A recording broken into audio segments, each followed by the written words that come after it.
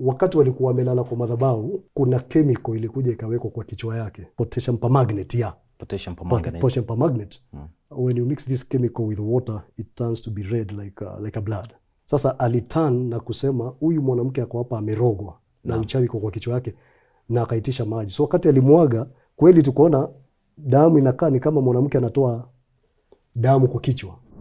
For us, we knew him as a prophet, because that is what we knew from the history that I came to find out. Okay. That the bishop now, he gave the money to be given to them because they were among the people that were collected from different places to come and testify a false prophecy. So the whole ministry was like based on lies and deceit and manipulation. Manipulation, a lot of sin actually.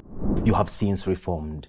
Do you at one point feel sorry for the people that were deceived in your previous past, and Michael Njoroge the late deceived together with your brother Apostle Kevin Favor? Do you feel sorry for those masses? Yeah, actually it happened a lot.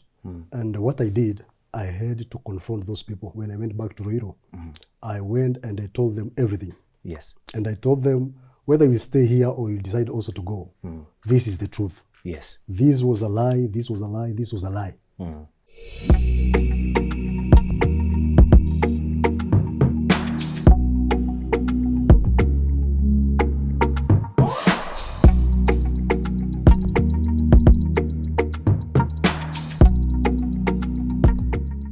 Greetings and hello, my name is Robert Rajoro. Welcome to another episode. Today, we are shedding light into the dark underbelly of some religious practices. Joining me in studio today is an interesting gentleman. Before we get to the gentleman, ladies and gentlemen, remember to place a like on this video so that YouTube plays a good algorithm to make sure we are visible. Remember to subscribe. Join us on the journey to 1 million followers. Together, we can get there. Nothing beats the power of a focused mind. Also, press the notifications bell so you get notified whenever we post anything new. Today we are discussing the journey of truth-seeking undertaken by the Apostle Moses Kimotho, a man who once found himself deeply entrenched in the realm of deceit and darkness. He found himself together with his twin brother, the Apostle Kevin Favor, under the guidance of the late controversial preacher Michael Njoroge, who was once synonymous with fake miracles and the deception of the masses. He embarked on a journey of truth-seeking and redemption. Today, he is in studio and he is on standby. He is ready to take us through this journey. And now, without further ado, allow me to let my guest introduce himself. Apostle, karibu sana. Nashukuru. How are you feeling today? I'm good, thank you for asking. Thank you for honoring the call. Thank you so much. Perhaps you could just introduce yourself briefly. My name is Moses Kimotho, and some people call me prophet, others they call me apostle. But my biological name, the name that I was given by my parents, is Moses Kimotho Nuthu. And I'm a shepherd or a pastor. I've been pastoring for more than 12 years now, since my ordination. Right. Tell us a little bit about yourself, Apostle. How, growing as a child, did you know that this is something that you wanted to do as a child? You remember back in primary school when the teacher asked questions in class, what do you want to be when you grow up? Watu wengine walikuwa wanasema, I want to be a pastor. I mean, I want to be a pilot. I want to be a doctor. You know, those careers back in the day that were very much limited. It's not like today. Is this something you wanted to do since childhood? From my soul searching since I was a child, Yes. I really wanted to be a lawyer. Okay. Because I was feeling like they are vindicating, like in that course, it's like they are vindicating for life of people. Right. So my passion was really on that area. But in terms of my calling, I knew I'll be a servant of God in terms of a pastor. I felt that was I was very passionate about it since I was a child. And my father, who is late, John Keroki Nuthu, he was a pastor also. So when he was going to minister, we used to follow his footsteps. Wherever he's been invited, we were together with him. So he really nourished or nurtured us in that area or in that gift. So my passion was mostly to be a pastor, at the same time to be a lawyer. Right. Yeah. At what age are we talking about? The primary school level or the high school level? No, this is primary. This is primary school. Yeah. So you carried on the dream to high school, and even growing up into a young adult, maturing, you always knew this is what you wanted to do, right? Yeah, I knew this is what I wanted to do, but because I was raised up in a ghetto, there was a lot of peer pressure from the childhood friends. Right. Now, in my grade 4, like primary 4. Yes. Class 4, that is. Class 4, yeah. Because of the challenge that we had at home. By then, my father died in 2000. His soul rest in peace. Yeah, my mother came to pass on later on, 2010. Okay. So we were raised by a single parent. And she was a breadwinner to the family. Right. So most of the time, we were left behind by one of our uncle, right, and one of our auntie, that they were very young also. So in growing in ghetto in a place called Kitale, Western Tiwani. Right.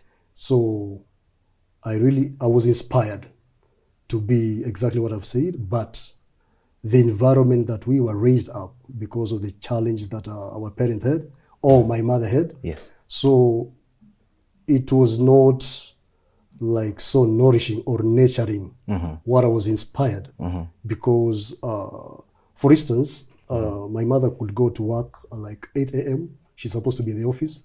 Then she's supposed to come back by at least 8. Thereabout. Because of the journey from work to home. Yes. So during this daytime, we could find ourselves having all opportunities and privilege to indulge in some different background and some drug addictions. Some and funny behaviors. Some funny behaviors. Yes. For instance, we began like selling weed when I was class 4. Marijuana? When you're in class 4? Class 4. And all this time you still have the dream of being a preacher? Yes. But you're still selling marijuana? Yes. What is on your mind? Okay, by then, because of the environment that we were brought up, and there was no any parental guidance. Okay. Of course, our mother, she did her part as she could, but there was no a strict parental guidance that could nurture like that father figure or a parent figure that is there like throughout. Correct. Monitoring your academic journey, monitoring how your day was, those kind of activities. Yes. Because my mother was very single and she was very committed in her work. We were a family of 5 from a biological mother and biological father, but later on, my mother, she chose to help somebody else who we count as member of our family, is our brother also. Right. So she could not manage all these children with the level of work that she was doing. So we find ourselves struggling a lot. Yeah. Schooling, sometimes eating. So we had to find a way of survival. Balancing life. So now, balancing life. When is this turning point coming along? You as a child, selling marijuana, the difficult background that you came from. As a child, when do you say now, I've had enough of this, I am changing this? Okay, I remember one of the fine days, I remember we were so drunk. Yeah. This illicit brew. And we were just roaming around, kutembea mtaani tu. Yes. Kufuruga watu kidogo. Naam. Kutishia watu. Naam. Yeah, so there was a crusade. Yes. An open air meeting that was hosted by Reverend Moses Wanyonyi wa kanisa inaitwa Deliverance Ministry. Okay. So they were doing their outreach, and while we were just passing by, we saw there were young men who were dancing. So that dancing they were doing, the performance, it really got our attention. We had to pause, to stand there for a while, to see that performance. And later on, with our drunkenness, after they finished the performance, we went and approached them. We told them, you guys were doing a very good dance, and we would like to be part of you. It was captivating. For us it was not about salvation. Right. But the pastor came there, he led us to salvation, but that was not our intention. Later on, we joined Deliverance Church Ministry, and we were baptized. Then later on, we were just nurtured in salvation from that foundation. But for us, ile kitu sisi ilikuwa imetushika mawazo ni dance. The dance, sisi yes. Mambo na salvation, it was not in us. Yes. But I thank God because of Bishop Moses Wanyonyi, together with his wife, Reverend Margaret Wanyonyi. They really did a great work. After that process, we were just going drinking. We come back to the church, but at least end of the day, we could find ourselves in the church. Right. For us, it was about dance. Mm-hmm. What age is this? What age this is about 16, 17 years. 16, 17. Yeah. Okay, so now you found yourself in church at that time, attracted by the dance you came across on that crusade, on your whereabouts as a young person. Yeah. So now, what is this turning point, you as a grown-up, as a fully grown man, that you found yourself taking it professionally, standing on the pulpit, for example, and holding the microphone, and now you are a preacher? I remember after I've come from Kitale to Nairobi, yes, I was a caretaker in Pipeline, okay, a place called Transami. That is when I began my hustling, cooking chapati, trying to find out the means of survival. Before Mambo Ijipe. Yes. And when I was watching, it was one of the local station. That is when I saw Bishop Michael Njoroge. Okay. Ministering. He had some programs on air, and I was following while I'm doing my general cleaning in the house or plot. But it reached to a point I decided I have to go to that church, because I saw they had dancers in the church, but they were not performing good for that opportunity they had. With your background in dance now? Yes. Okay. Yeah, actually we began Sakata. Yes. Yeah, back then. Yes. So I've been, that is how I've been paying my bills for like more than 10 years in Nairobi. Interesting. Yeah, with those entertainment services. And that's when I met Bishop Michael Njoroge. After I saw him, I went to the church. Back then I remember my twin brother was still in Kitale. So I decided to call him. Then we formed a group. Since we went into Sarakasi Donholm, but we did there for some few days, but because of some finances challenges that we had, we could not manage moving from Embakasi to Sarakasi every day. Commuting every single day. Yes, that commitment. Yes. So I decided to form a group. I called my brother and I told him, let's come and hustle in the city. Right. There's some opportunity I see we can have. And that's when we approached that ministry. And we were invited by one of the friends that were working there. They were coming from our village. So we find them there, then we connected, and they gave us an opportunity to perform. Okay. Yes, which we did very nicely. And the bishop now, Michael Njoroge, by then, he really liked our performance. Okay. Then he said, no, take this amount of fare so that you don't miss tomorrow. We are having wedding of one of our pastors, so that you can come and entertain us. Okay. That is how we went deeper. We did the work that he gave us. Then it reached to a point whereby he saw we were good in doing entertainment services. So we were hired. Right. With a payment, at least every month we could get a salary, sure bet. I remember after we are just doing our practices, we always had our time, apart from job now. Yes.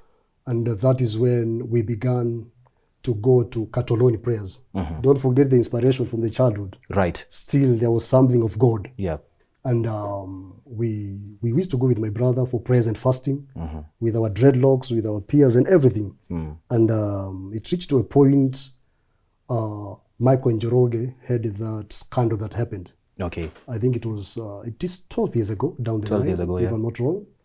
So he had to shift from Cabanas to Mulolongo behind 3D Hotel. Can I interrupt you for a second? Sure. Which scandal is this? Can you paint a picture of this scandal that happened with Michael Njoroge at that time, 12 years ago? All right, yeah, I remember. By then we are still dancers there. Yes. And there was cases we had with people, then, but because our work was specific for dance, get our payment, we do our work, we get our payment, so we are not so much connected to the ministry. Right. Like to follow up the happenings. You're doing it for the money. Yeah, we are just business there. Okay. But later on we realized there is a case that was going on in the church. Then we decided to follow up to know what was going on into deeper. Yeah. Because our friends there, they were very connected to us because they are from village. And that is when we discovered and realized there is rumors about a false testimony that one of the lady she gave. But for us, it was not a big deal. Yes. Yeah, but after like 1 or 2 weeks, then we realized that they are planning now to shift from that place. Okay. And that's when we heard from the news, one of our radio station, right, and also TV programs. There is one of the breaking news that was about Michael Njoroge, and that is when it got us by surprise. Right. And because for us, we knew him as a prophet, because that is what we knew. Yes. So we went to find out from our brothers, but you know, those kind of information, unless you are part of them, you cannot be given. Okay. Because it is not. Ile Waswahili husema siri watu upatiwa wakati sasa wameingia ndani. Wakati wameingia ndani. So at that point you were outside. You were just doing it for the money. You didn't really dig deep to understand what it was. Yeah. But now specifically, which controversy was now, it? the controversy, there was this one of the lady, yes, called Mwende. Yes. She was paid a certain amount of money. Yes. But it was not according to the agreement. Okay. Because from the history that I came to find out, okay, that the bishop now, he gave the money to be given to them because they were among the people that were collected from society or different places to come and testify a false prophecy and a false testimony. So there was a difference between Mwende being given her due, like her labor. Right. Now the people who were supposed to give Mwende the cash, because they were pastors, but they were very drunkard. Oh, interesting. Yeah. They were pastors, but they were drunkards. Very drunkard. So the whole ministry was like based on lies, yes, and deceit, yes, and manipulation. Manipulation. A lot of sin, actually. A lot of sin. A lot of sexual so now immoralities. What specifically did Mwende do? She twisted yes, her. the story of Mwende, which I came to find out, right, just from them, she was paid to twist her mouth. Okay.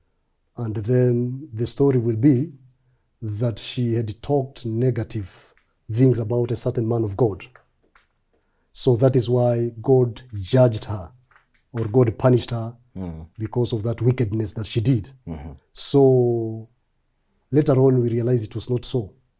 She was supposed to be paid, but the people whom money was given to pay her, they did not, like they gave her like 2,000 instead of 10K. They shortchanged her. Yes. Yes. So she was claiming for her labor, but hawa walimwambia tutakupiga, and they fought, and they waliwachapa, by the way.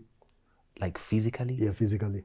Sababu walikuwa wamelewa na yao wanakuja kuwasumbua, wanataka pesa zao. Right. Nao sasa juu pesa zao wamerevu nazo, wametumia kwa ulevi na vitu kama hizo. Sasa ikakuwa ni vita between hawa wanataka pesa, yes, lakini hawa they don't have money to pay. Naam. Yes. So now at this point you understand what is going on in the church. This is just before you got on the microphone on the pulpit as a preacher. That was before. And you knew all of this. So at one point now, do you climb on the mic on the pulpit and say, now I am a preacher, and then you start to preach the word of God? And even as you're preaching the word of God, what is going on in your mind? What is going on in your mind in this church or in this ministry, in this institution? You know all of these things that are happening. That is happening. What is on your mind while you are on the pulpit? Okay, yeah, after just a bit, after Michael Njoroge shifted from Cabanas to Mulolongo. Okay.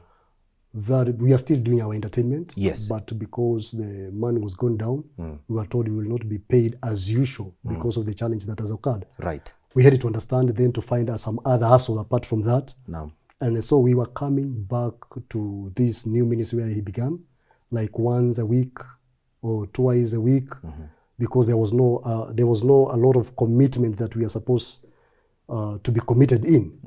So after some few months, we were, as I told you, we used to go to Catalonia for prayers, and there was an old man. He was called Elijah. So when we get our dreams, because they were too difficult for us to interpret, because of that baby Christian thing. Right. So this mzee used to to interpret for us the dreams. And we didn't know that he was giving Michael Njoroge our dreams, our spiritual encounters. So me and my brother, after he told us that he's going to tell Njoroge about how God can use you so that he can begin to nurture you. Then, because by then I remember we had begun morning prayers in the church for around 6 to 7, just with our worldliness. Right. Yeah, so it reached to a point, he gave us a microphone one day and he told us, we were not prepared, first of all. He told the congregants, there are young men that have been rising, and you guys, these people, like, they were dancers, but now they are not just dancers. They are men of God and women of God, men of God. Yes. And I want to give them an opportunity for them to pray for you, just for 10 minutes. Okay. And that is when we stepped at the pulpit in his allowance. Right. And then he gave us 10 minutes. So we did deliverance, casting out of demons. Other people, they call it, I don't know, maybe people, they call it some different names. Yes, yeah. But when I say deliverance, I believe people understand, like casting out of demons. Casting out demons. Yes. Yes. So we did it for those 10 minutes, which he never believed that we could be used in that kind of way. So what he did, he snatched microphone from us. Then, how you can, for instance, how you can turn a show from this side to this side with no apology. Completely, Yes. right there. Right there, Okay. so that people will not focus on us. That is when we grow, we could understand his mind. And there was this one of the chemical, because it's part of this conversation. Right. It was, I think it is, there is a chemical, sodium, I think sodium potassium permanganate, yeah. Potassium permanganate. Potassium permanganate.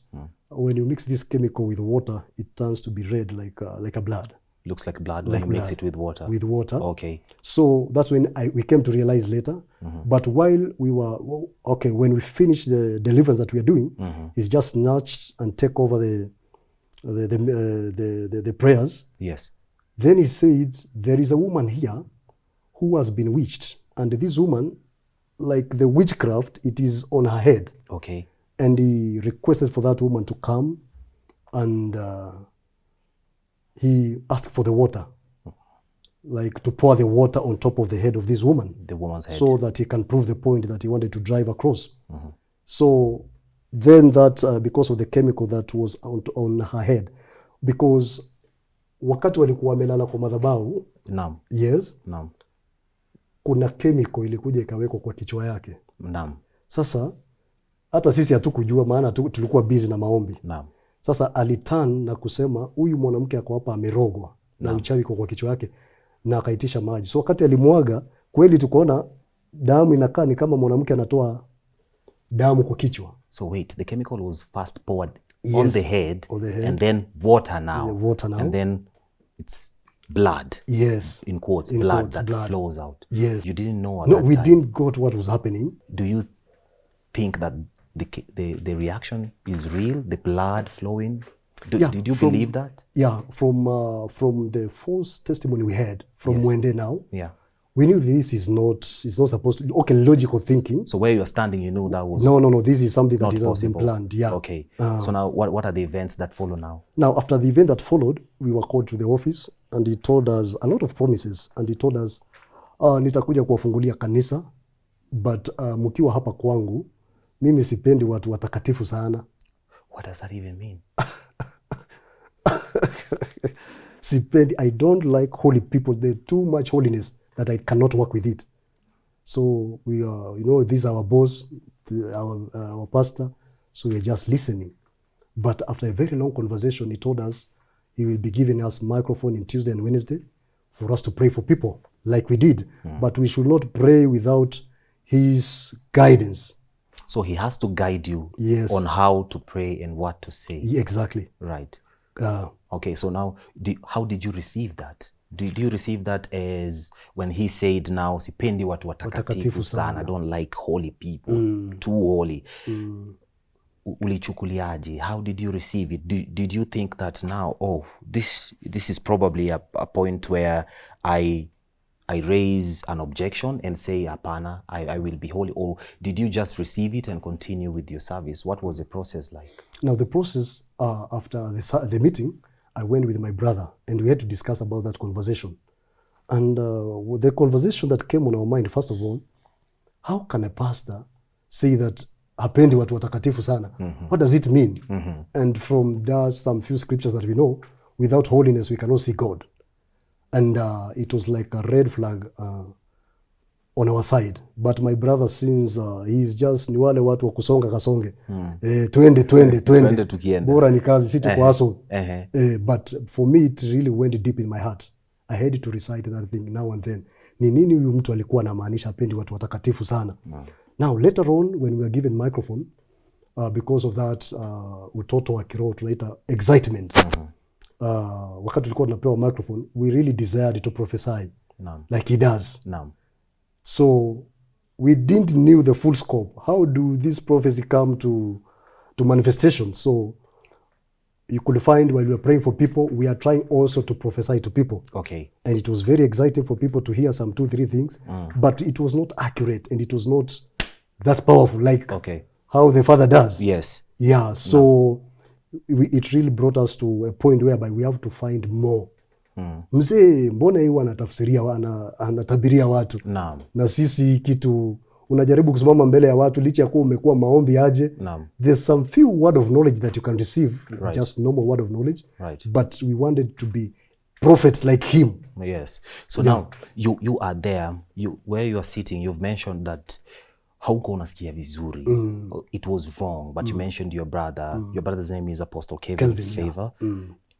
Your brother says now kaende. Let's just, he's just flowing with it. Lakini wewe kule umesimama, you're not feeling this is something wrong. This is wrong. Did you ever participate in any of those miracles in quotes? Yeah. Did you ever participate in those? A lot. Can you mention some of them? Maybe I'll take just a bit for 1 second. Okay. After he saw our potential with ministry, because we really loved ministry. It was like it came and he grabbed us out of dance and everything. And he gave us the opportunity once again. And while I remember one of the findings, there was a prayer that was going on. There is some rooms that was there. Zilikuwa zinaitwa nyumba za maombi. Okay. So there was prayer that was going on. Then we were called to do deliverance to people in the room. And that is when I discovered something that was very fishy. There's one of the assistant pastors, I'll not mention the names. While we were praying for people, I saw like he went to someone's porch and the guy just opened. For us, we know it is prayer. The guy just opened the porch of his lady and he went through the porch and he took the phone and he took some few images or captures, some few photos. So later on, these things is building itself one by one. There is something going on here. And later on, the same woman, it was on Sunday, she was prophesied. And the things she was being prophesied, it was not the things that she had communicated with anyone. Okay. So I began to build this kind of prophecy from day one. There is something building when I connect myself closer with these guys.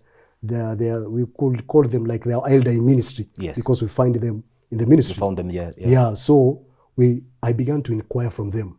So nikaenda nikamuuliza na hiyo kibeti, hiyo mapicha unapiga ni ya nini? So just a conversation ya wanaume tu. A normal conversation. Because you are almost at the same level, in the same room, you're talking. Yeah. So almost. What does he say now? Akaniambia, hiyo ni mambo ingine ya kazi.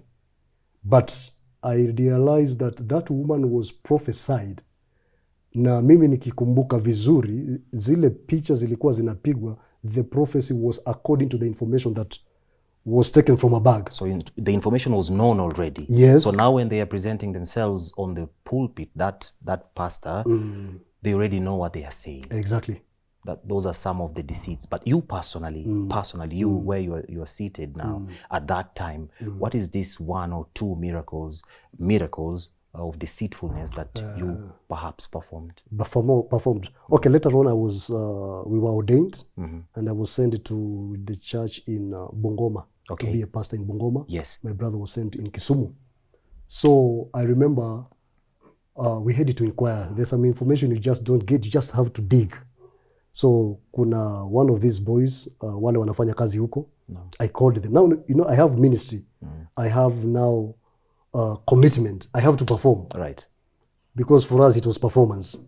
And for me, I know we can pray for people and deliver people. But the thing about prophecy was not, it was not like him. And akiwa kwa radio, you could invite people. Kama naenda mkutano mahali, ata invite watu wa huko, kwa mfano watu wa Western. Atawaambia nakuja mkutano siku fulani. Kwa hivyo watu wanajiandaa. So watu wakisikia ni yeye, maana kuna watu wanamwamini na kumdhamini sana. They could come. Sasa hapo ndiye alikuwa anani introduce. Aniambia nao nataka kuna kijana nimelea na nataka nimwache hapa kuwa mchungaji wenyu. So nataka dakika kama 10-15 awasalimie. But later on ndio nilikuja kugundua sasa sitaki nisimame mbele ya watu na sina prophecy. Yes. Then I had to consult these big brothers now. Right. In the ministry. Right. Na ndio walianza kunijanjarua polepole, kufungua macho, kuniambia no. Unajua ukienda pale kama una information ya watu na watu wanajua baba yako wa kiroho ni prophet na wewe ni deliverance na mafundisho. So what will you do? So in that kind of conversation, yes. Nikamwambia mimi lazima nitafute information ya mtu. Akaniambia hivyo ndio unafaa ufanye. And this was after you have bought some nyama and alcohol, you know these people. Yeah, wanunulie kitu kwanza. Interesting. So now unapelekwa pale pole. You're being ushered in step by step. And then it is getting into your mind slowly. So that's the first one that you did. You got someone's information. Yes. And then you went there, you did what your teacher did. Used to do. And he was very happy. He said, now this is man has matured in ministry. Nitawaachia hapa. And that's when I was given ushered into it, and I was given the ministry. You mentioned you were a good person. All of these theatrics didn't sit well with you. So now you have found yourself doing them on the pulpit by yourself. You've been completely ushered in now. What is on your mind? Number one, I was not comfortable with it. But life has to move on. What do you mean life has to move on? Like, you know, these people, they know you're a prophet. Yes. And you have responsibility to prophesy to these people. So now they identify you as a prophet. As a prophet. Now the pressure is, when I stand, apart from the true calling that I've been called of deliverance and teaching, I have to prophesy. Yes. Because watu ambayo walikuwa wanamfuatilia, his viewers or listener from the radio or television, they know him as a prophet. Yes. So if I come and have lower performance of a prophet, sasa utapata we will disconnect. Because you're like, wewe ni kama mwanafunzi. Yeah. So you have to do as the teacher does. Exactly. So this was pressure to you. Interesting. So now, how many years do you spend there under him, the late Michael Njoroge? How many years do you spend there? I think more than 4 years. Over 4 years? Yes. Or in these 4 years, you were just faking miracles and deceiving. Yes. And in fact, it became worse than him. So now, at what point do you now say, this is enough? Because you have since reformed, am I right? Yeah. Yes. At what point do you say, this is enough, I am turning away and I am going and I'm not coming back to this? Because from the start, your conscience was not right. Was not right. And then you dived deep into that dark world of deceit and manipulation. So now at what point do you say, enough is enough, I am reforming, I am headed to the light? All right. My dream was to come, one of my dreams was to live in the city. But since I was sent away from the city, it was Bungoma. I was not cooperating with, because my heart was not there. And we always say, your peace is where your heart is. So my heart was not in Bungoma. So I had to find a pastor to nature, to leave him there. And that is when we had some difference with him because of money. Maana wale watu pesa wakitoa, licha ya kuwa the minister was very young. Yes. So kuna ile yenye unapata anachukua fedha. You know, I had the bills to pay, the halls, the church rent, some few workers, maybe instruments that have been hired. So I find myself, I'm struggling a lot. And I had to shift back to Nairobi. And I told him, ulinipatia madhabahu kule Bungoma. I appreciate as a father. But nimefika mahali, nimeona there are some things I'm not comfortable with. Especially wakati watu wanatoa fedha za kufanya ministry ama to run the ministry inachukuliwa yote. Sasa unabaki nianze support the ministry with my finances, which I was not very financial stable by then. Yes. So I had to come and I shared with my brother. Then he experienced the same thing in Kisumu. Okay. Then we had to come back now in Nairobi. And that is when we started a church in Ruiru. We began with my brother, with one person. Later on, it grew to a very big church in Ruiru, place called Hilton. He's still there with the church.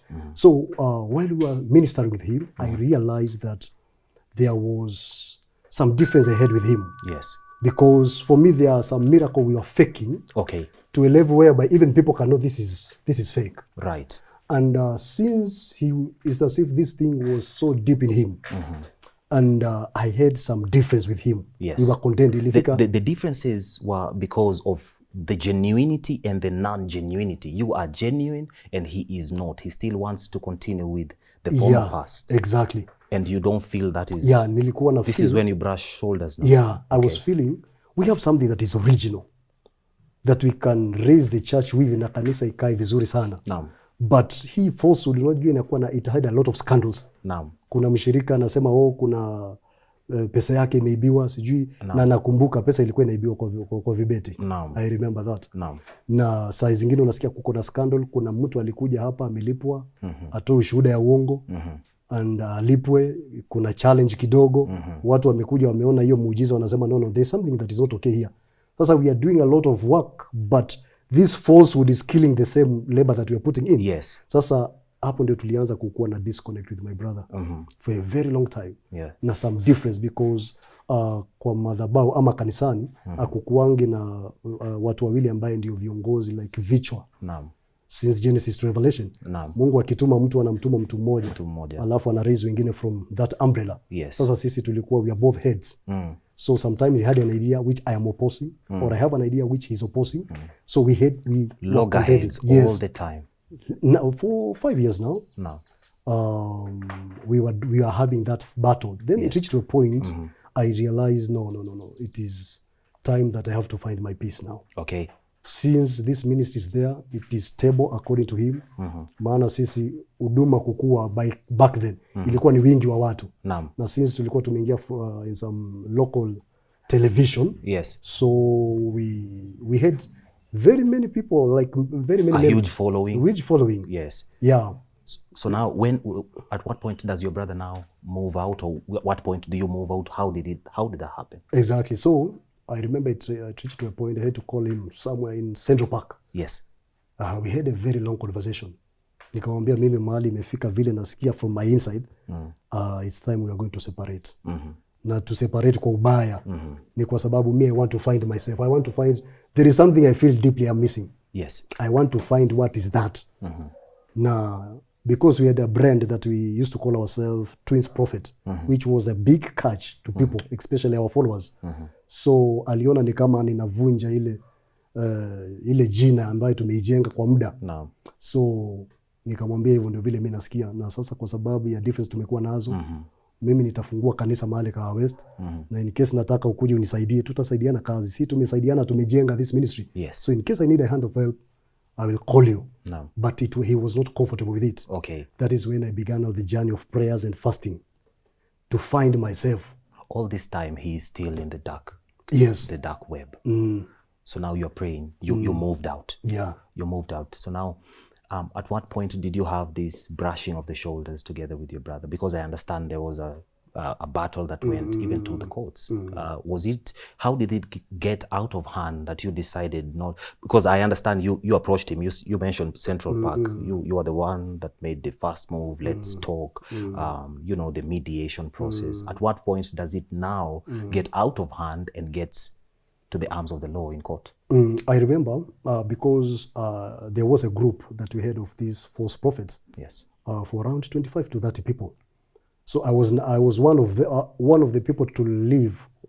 I left the group, and it was like a case that I had to answer to our general. Right. And I had to confront him and tell him, si ya kwamba nimeachana na nyinyi, but I feel in my heart I want to do something different. Yes. From what we have been doing. Na he prayed for me, then he released me. And where I began to raise the ministry after a very long prayer, like for 3 years now. Then from my inspiration, my encounters, I was commissioned to go to Kahawa West. Then is where we went there and we began the fellowship. And because of the huge following that were coming from Ruiru, now they had to come to Kahawa West because they heard that I have opened a fellowship there. Okay. So the people who were still members in the church that I left, my brother's church. Correct. So he realized kuna washirika wanapungua kwa kanisa. Akijaribu kufuata anaambiwa wameenda kwa Moses. Okay, so he knew wametoroka. Yes. Kutoka kwake wamekuja kule chini. What is his thought process all this time? Yeah, now on this time, I decided now I'm not going to communicate with anybody. Okay. That was from the past because apart from this falsehood being just a falsehood, it is spiritual. Okay. It is very spiritual. So I decided I want to separate because those are directions that I received from my personal prayers. I have to separate myself from those people so that I can find my path, including my brother because he was one of them. Correct. So I began to do the ministry without communicating with him about anything. So alisikilia kwa washirika, tumeanza ushirika na imeanza na washirika wengine wako huko. So the beef began from there. Okay. Then because nikakaa kwa maombi yangu, okay, just speak about these spiritual things because it is part of me. In my prayers, I saw that city was like wrapped, ni kama ilikunjwa na karatasi ikatupwa kwa mtaro. Okay. Na nikauliza Mungu in my personal prayer, what does this dream mean? Akaniambia masaa yako kukua Ruiru imeisha. Now you have to go where you began in Ruiru now. That is when we began to find some hall. Niliuliza to the same day tukapata hall mahali.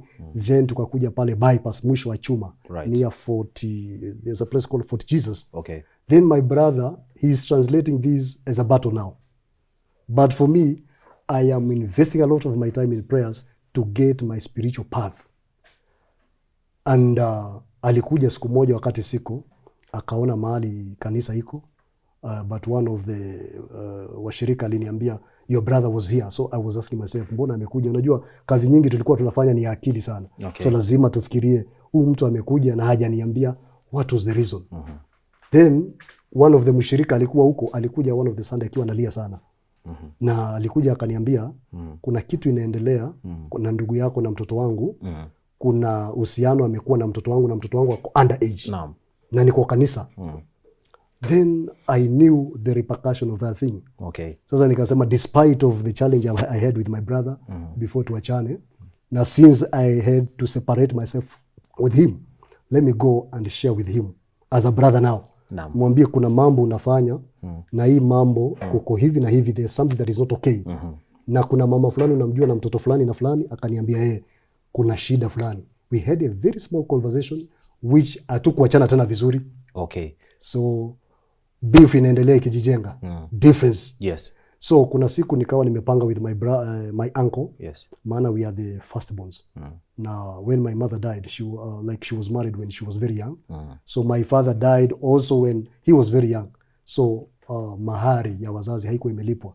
So one of my uncle approached me akaniambia, kuna mambo nataka kuongea na wewe na Kevin, but since hamjaweza kukua pamoja in good terms, nitaongea na kila mtu on their terms. Nikamwambia ongea na Kevin.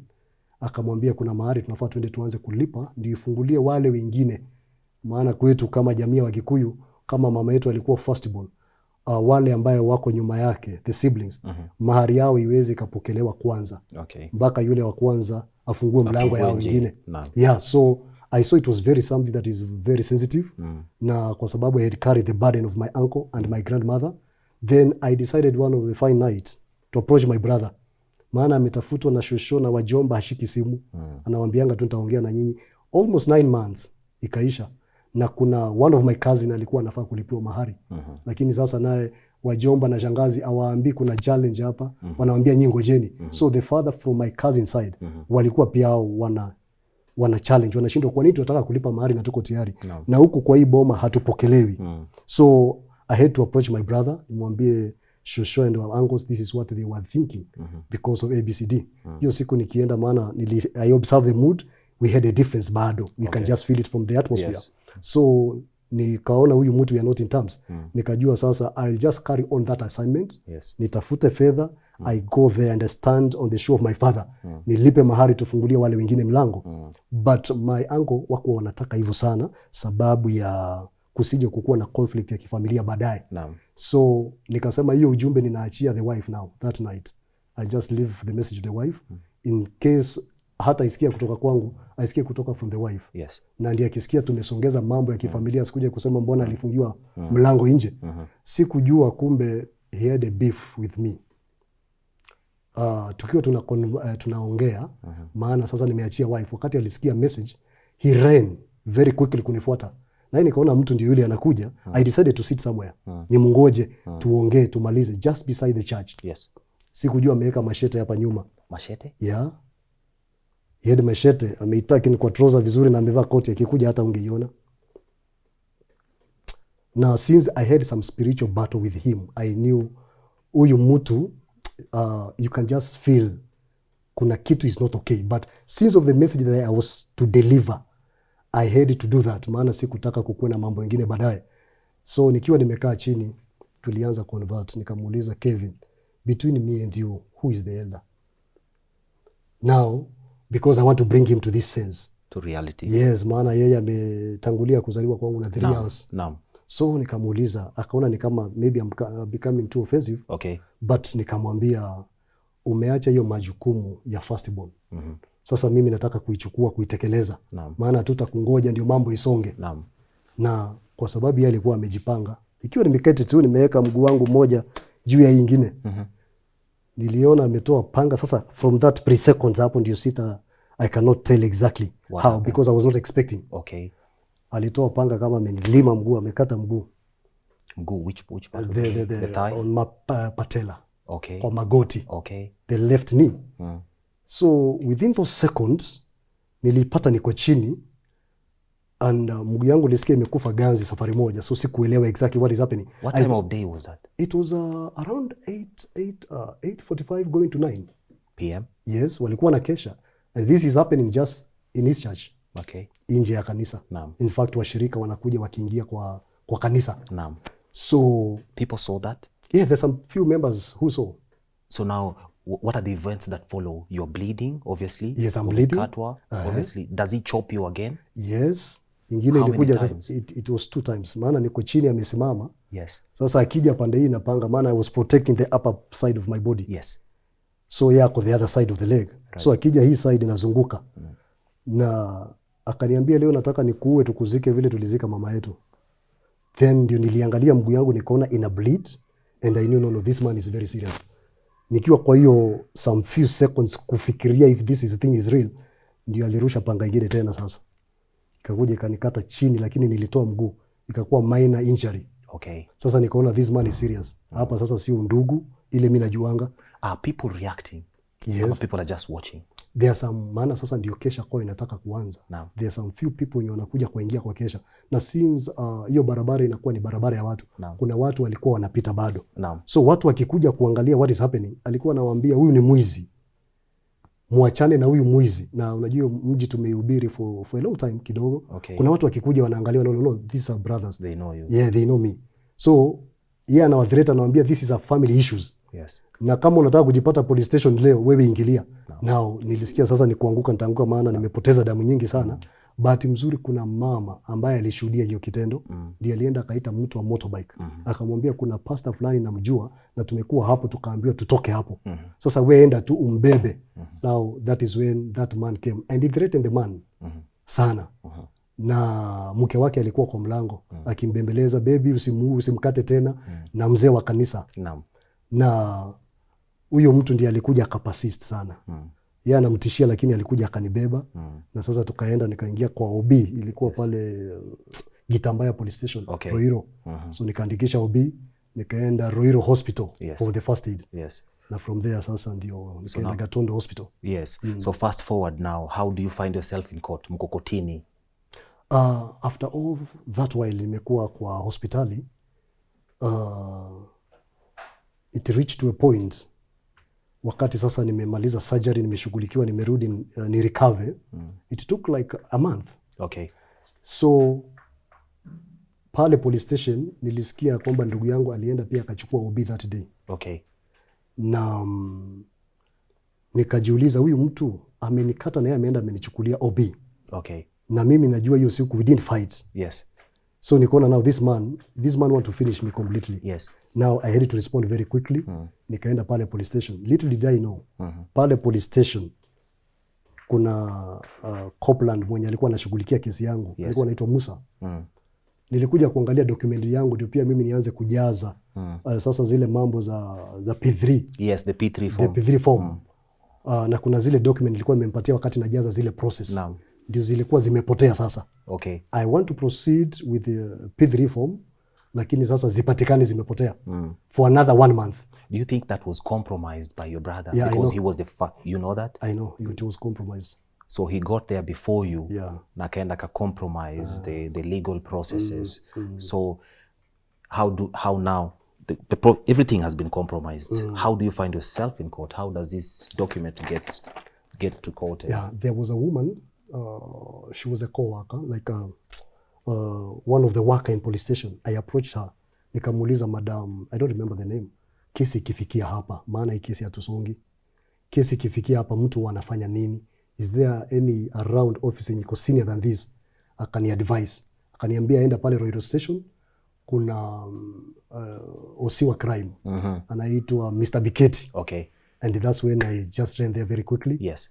Nikampata. Akaniambia nataka kusikiza hiyo kesi ielewe. Nikamwambia tumekuwa huko so for some few months na kesi yangu haijashughulikiwa. Yeah, so akataka kusikiza historia from the foundation now. Then that is when it began. So my brother was summoned also. He came there. Na akaanza kuulizwa maswali, maana nilikuwa nishaongea yangu. Akaulizwa na mke wake wakaja, kama walikuwa hiyo siku akaanzia hapo. That is how it went. Yes. So mimi nilikuwa tu na swali moja nauliza my brother.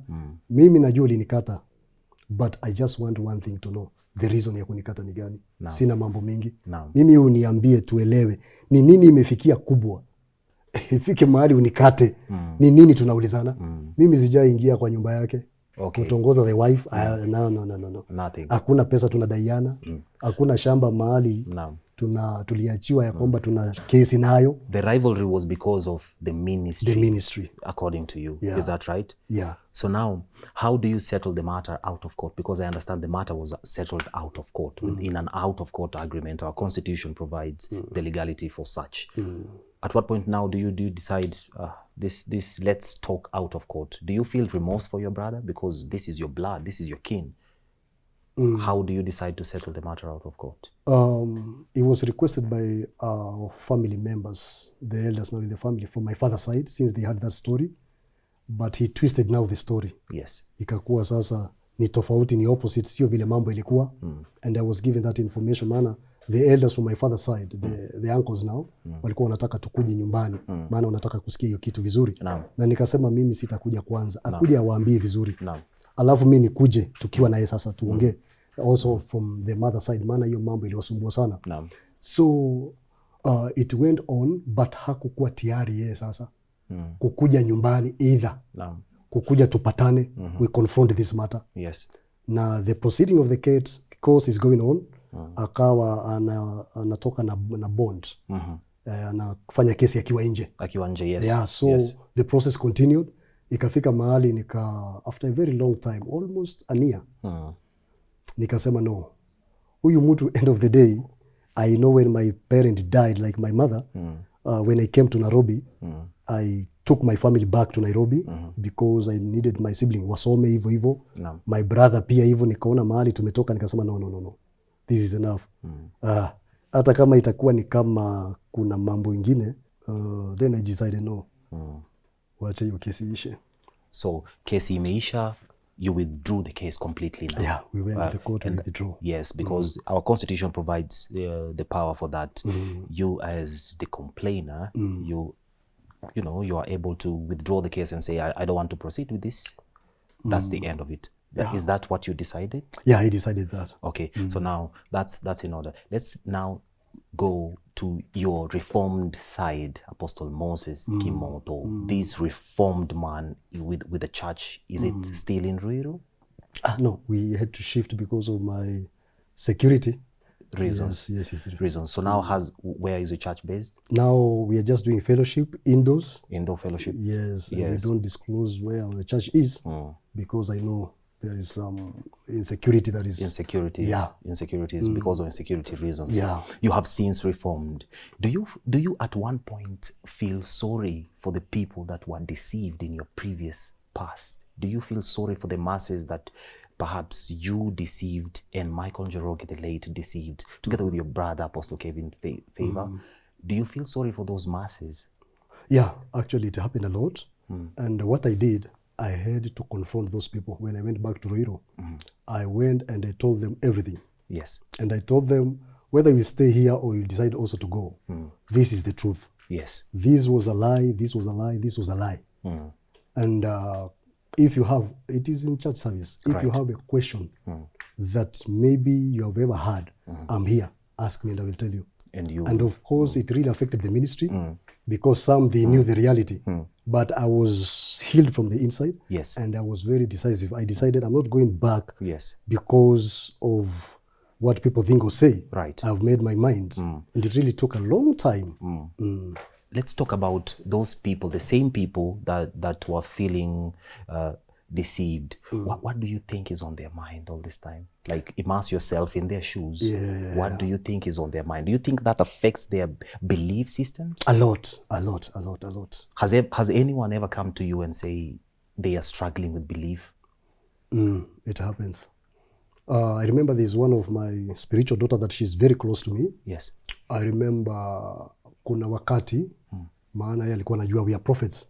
So kuna watu tulituma wakaenda wakaweka the tortoise. Naam.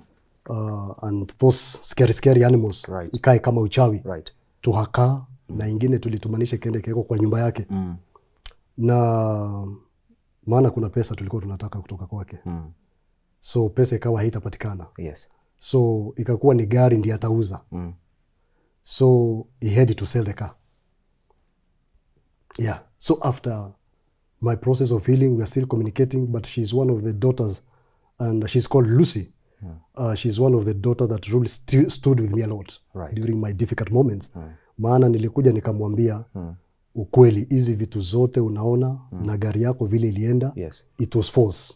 Hakukuwa na kitu kama hiyo. Okay. We cried together. She forgive me na wale wengine. Then we had to continue. Right. Yeah. Apostle, today in Kenya and even in Nairobi around, but let's talk about the country, not to zitoe the other cities from the picture. In Kenya today, there has been a rise of controversial preachers still happening today. They are fleecing and exploiting Kenyans still. What are some of your thoughts and advice on such, especially from a believer's point of view? What are your thoughts regarding the same? Okay. And even to the pastors themselves. To the pastors, okay. Number one, false prophets, they are taking advantage of these gullible people because they are seeking for miracle. Now, because they are false, they know. Nyinyi watu tunapatania kanisani tunamalizania. Naam. Na wao wanasema hii Nairobi hatujakuja kusaidiwa ni kusaidiana. That's what they say? That's what they say. So, what they do, wanapea advertisement kwa testimonies. Okay. Na zile testimony ni zile za watu wamelipwa wakuja watoe testimony. Okay. Na pengine tuseme for instance, and I'm speaking this because I've did it for a long time. So utaona kama ni mafuta watu wanataka watu wajue mafuta ndio inakuanga na power. Utapata testimony, mtu atalipwa wakuja atoe testimony based on that oil. Kutoka aanze kutumia ile vitu imemfanyia. Mfano mtoto alikuwa mgonjwa akaombewa akapona, sisemi haifanyiki maana I believe. But I want to in my context to show mahali watu wanadanganywa na hizo vitu. Na hizo miujiza mara mingi utasikia they are based in uplifting man of God. Now hiyo miujiza inakuanga ni ya kutoa God to the scene. So that any testimony enye utaisikia ni ya kuinua ibada fulani, sio Mungu. Ni ya kuinua mchungaji fulani, sio Mungu. Inakuanga ni false. Na target yao ni kwa sababu wanataka kutumia hiyo testimony kushika mawazo ya watu. So that they can believe in that material na wakuje wainunue.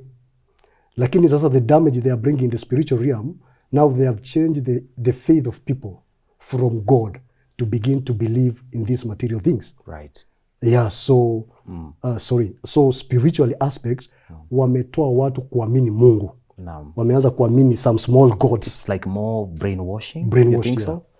We have seen also recently people who have been brainwashed. Now that we are talking about brainwashing, we have seen people that have been brainwashed to fast until they meet the Creator.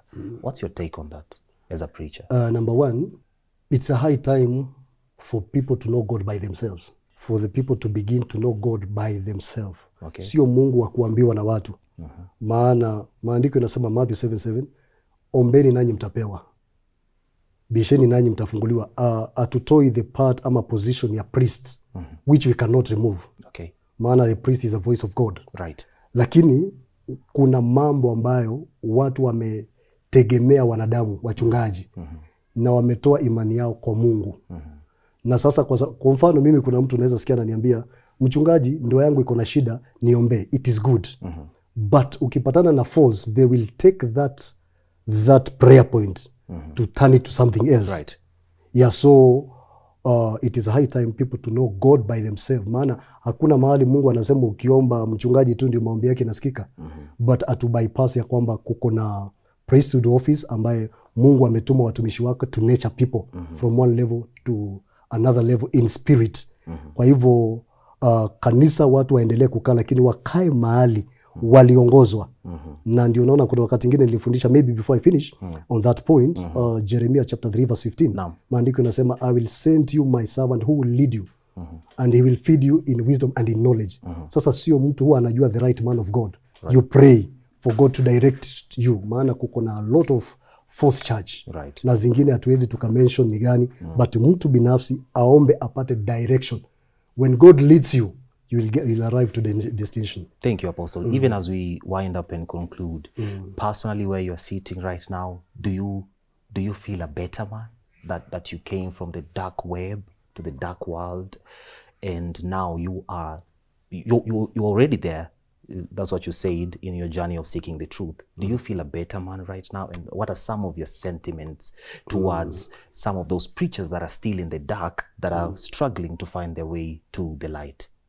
Thank you. For me, I'm very much better, because after seeking for my deliverance, I had a lot of personal prayers. Na kuna mahali ningeongozwa na Mungu, enda kwa mchungaji fulani. Allow me to say this. God could direct me, take a certain seed or offering, go to a certain man of God, and he will pray for you concerning this matter. And kuna ingine ilikuwa ni personal, ni deal nayo, because ni mimi nilikuwa nimejiingiza. So I could take a very long time of prayer and fasting to deliver myself, ile itongo self deliverance. Kujitenganisha na vitu nilikuwa nimejiattach nayo. So from other men of God who are practicing falsehood, number one, it is dangerous, both physical and spiritual. God's judgment about false prophet is in Deuteronomy chapter 18 verse 20-21. Is death. And in my spiritual research, hakuna false prophet huwa anaishi miaka mingi. Maana judgment yao inakuwa premature death. Another thing, kila kitu mtu anafanya, from my point of view, from this false friend of mine ambaye tulikuwa nao na wengine wengi ambaye wanaendelea kufanya, spiritually you have initiated yourself. And this is a very long conversation, maybe you can talk about it some other time. No problem. It is initiation, whether a person knows or you don't. Whether you like it or not, there is initiation that you have initiated yourself. Because you cannot, out of a person cannot flow two rivers, good water and dirty water. Because ufalme nye mtu amechagua kutumikia. Maana from my teaching, nafundisha sana from the Bible, nasema kuna ufalme mbili. Ni ya Mungu na ya shetani. Whether watu wanajua ama hawajui. Na huwa nasema spiritual journey, it is a personal journey. Na ikiwa kuna mtu ananisikiza na haamini Mungu, you go and tell him you don't believe him. Prove yourself that you exist. Know God by yourself. Now, the spiritual danger utapata, when you practice that falsehood, you go deeper into it. And because it is not of God, saying this is what I mean. In the spiritual realm, let me talk about this for a few seconds. Not a problem. In the spiritual realm, there are false prophets. And the Bible says in the book of Matthew, they will come in the name of God. The Bible says they will cast out demons, they will deliver people, and they will heal. Okay. But at the end, in the day of judgment, Jesus himself will say, I don't know you. And this is the question that I've been asking in social media. If God himself, Jesus himself will say, I don't know you because you are workers of iniquity, then whom are these people serving? Maana giza na nuru haziendi hand in hand. Haziendani. So the fact utaona umeenda mahali unaona muujiza ama unaona Mungu, haimaanishi ni Mungu anasponsor. Na from the lowest spiritual perspective, mchungaji anaweza kuwa anafanya deliverance, anafanya hizo force na kila kitu. Anapata ile kitu anataka. But end of the day, umekuwa initiated. Now I will come to talk about this, about spiritual matter now. Na ndio utaona kuna ibada wachungaji wakichinja tu mbuzi kwa kanisa ama kondoo ama ng'ombe wakule, mtu lazima akufe. Maana it is a way of sacrificing their member with their knowledge or without their knowledge. And this is now is very wide. Maybe we can create some other time, we can come and talk about it into deeper. So, wameingia kwa cult. It is a cult. The facts, maybe as I finish, there are two types of prophets. Kuna diviner na kuna false prophet now. Huyu false prophet from book of Jeremiah, na ukisoma Jeremiah 23 na Ezekiel 17, huwa wanatengeneza their prophecy based on their mind. Kwa mfano niingie kwa ibada niseme leo nataka nitengeneze muujiza, kuna mtu ako hapa pengine ni mgonjwa ako na fibroids. Utaenda tutafute tu maini huko, mwanamke akuja ameweka kwa nguo yake ya ndani, prayer ifanywe, na kweli mkienda kuona mtaona the clot of blood. Maana maini kikuwa imesiagwa, you can see this is blood. That's manipulation. And people will believe. I've seen international false prophet doing these things. And because of that spiritual side, huyo mchungaji ameamua kufanya. Ndio unaona mtu yote ni false, anaishi maisha ya dhambi. Kwa sababu sasa ategemeangi Mungu, anategemea akili yake. Now to bring any miracle to the scene is not now a matter of God. It is them to create from their own mind. It's crafted. What kind of miracle that he wants to put into display that day. Now because of that is false, it's not something that is real. Now ndio unapata in the spiritual understanding wanatumika kuanga ya ushetani ama ya ushirikina. Maana sasa watu watakomama, watu watakama, wataishi wakijua hivyo ndio vile Mungu anafanyanga mambo. So spiritually wame blind, they have denied their generation the right to know a true God. Na ndio utaona saizi people are following for miracle. They think that is how it happens. But in real sense, end of the day, ataingia kwa hiyo kanisa ya falsehood akiwa na pesa nyingi sana. End of the day, utakuja kupata hizo pesa ziliisha, na there is nothing that is visible. Enye alikuwa anaenda kutafuta ameona. Because the origins of the miracle, it was false. Thank you, Apostle. You've mentioned a cult.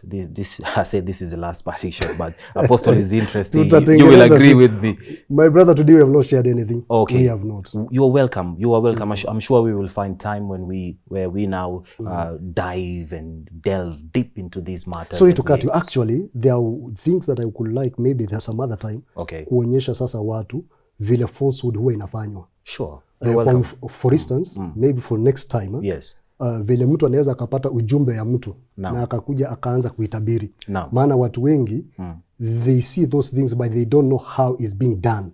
So I have more than 20 or 30 tricks that maybe when we create time we can come now to show people how these things is being done. We will definitely create time. You spoke about a cult.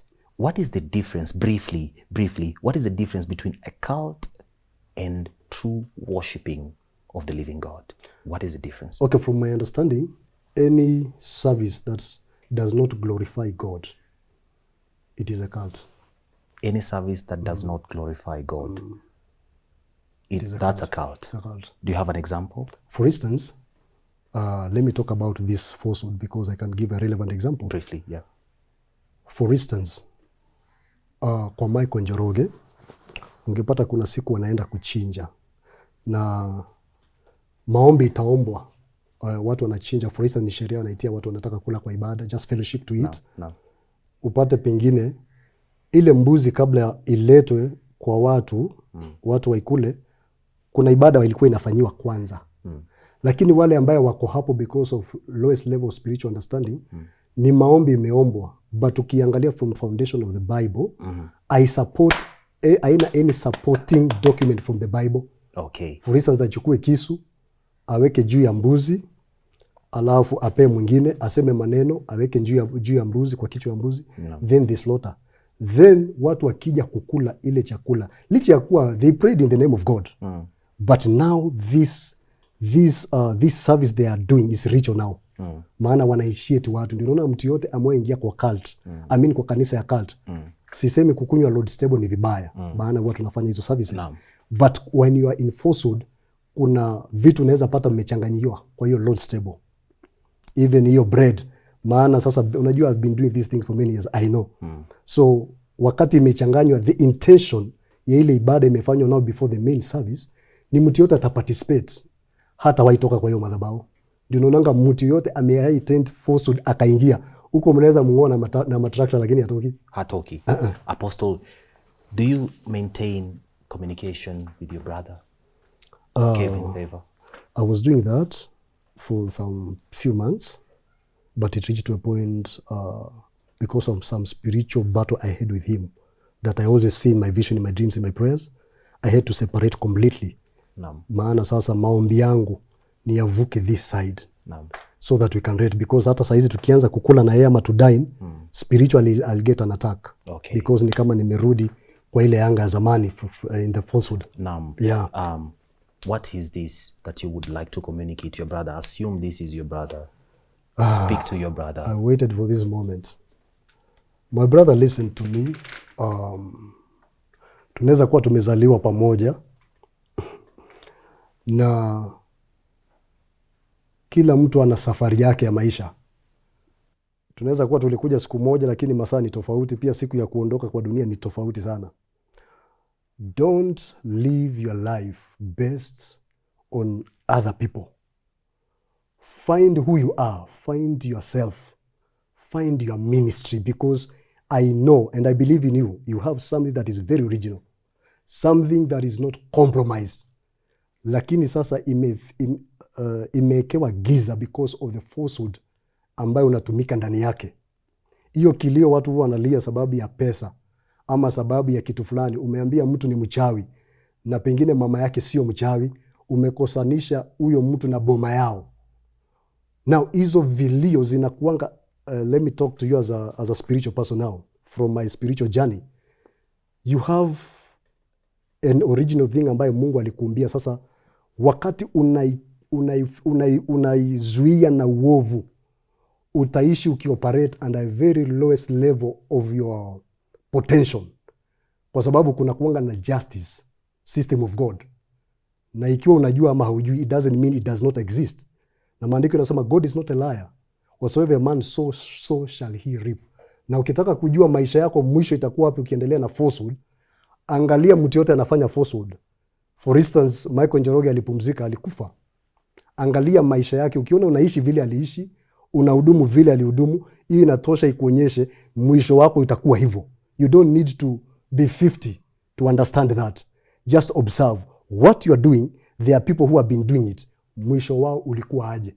Na ukiona hiyo ndio path umechagua, that is your decision. But from your brother, I still love you. But we will not be in touch for a long time as long as uko bado kwa force. God bless you. Thank you, Apostle. Ladies and gentlemen, thank you so much for watching. I'm sure this is an eye-opener. Matters of fakeness and deceit in the spiritual realm. Make sure to share this video with a couple of people that you find close to your heart. That has been really, really informative. And also, Apostle, karibu sana. Thank you for passing by. Thank you for honoring the call. I'm sure we will have another sitting where we talk about all of these matters you've mentioned, spirituality, and we would like to have you on the show so we can dig deeper into matters spirituality as well. Karibu sana. Thank you so much. I appreciate it. Right. You are welcome. Ladies and gentlemen, this now brings us to the end of it. My name is Robert Rajoro. Thank you for watching. Goodbye.